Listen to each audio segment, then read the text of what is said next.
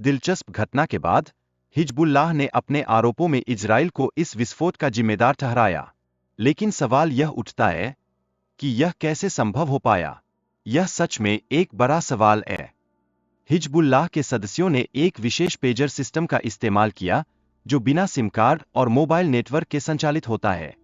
यह तकनीक उनकी सुरक्षा के लिए एक नए तरीके को दर्शाती है। पेजर उपकरण का उपयोग करने का यह निर्णय इस डर के चलते लिया गया कि मोबाइल फोन के माध्यम से उनकी स्थिति को आसानी से ट्रैक किया जा सकता है।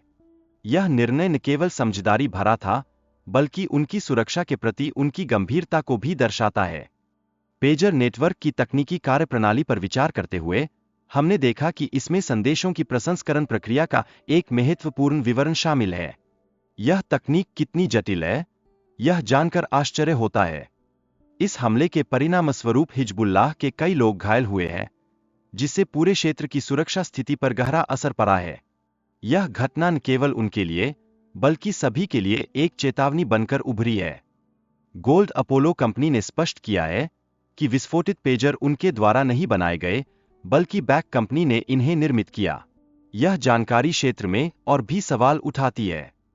बैक कंपनी पिछले 10 वर्षों से दूरसंचार उत्पादों में सक्रिय है, फिर भी इसका पंजीकरण कार्यालय एक छोटे से घर में है। यह स्थिति कुछ और ही कहती है। जब जर्मन समाचार एजेंसी DW ने बैक के पंजीकृत कार्यालय का दौरा किया, तो वहां किसी को भी इस कंपनी के बारे में जानकारी नहीं थी। यह अजीब तो लगता है, लेकिन यह सच है। बैक को एक शेल कंपनी के रूप में देखा जा रहा है, जिसका उपयोग अवैध गतिविधियों के लिए किया जाता है। हाल के वित्तीय रिकॉर्ड भी इसके लाभ को दर्शाते हैं, जो संदेह की सुई को और भी तेजी से घुमाते हैं। हंगेरियन सरकार ने बताया है कि बैक के पास कोई निर्माण सुविधा नहीं है। इससे यह स्पष्ट होता है कि कंपनी की संलिप्तता पर गंभीर सवाल उठ रहे हैं। विशेषज्ञों का मानना है कि पेजरों में 810 ग्राम विस्फोटक पहले से ही मौजूद था। यह विस्फोट एक अलग इलेक्ट्रॉनिक चिप द्वारा सक्रिय हुआ, जो तकनीकी जटिलता को दर्शाता है। हिजबुल्लाह का नेटवर्क निजी था, जिसका मतलब है कि केवल उनके संदेश ही भेजे जा सकते थे। लेकिन इस नेटवर्क में धोखाधड़ी कैसे हो सकती है? यह एक बड़ा प्रश्न है।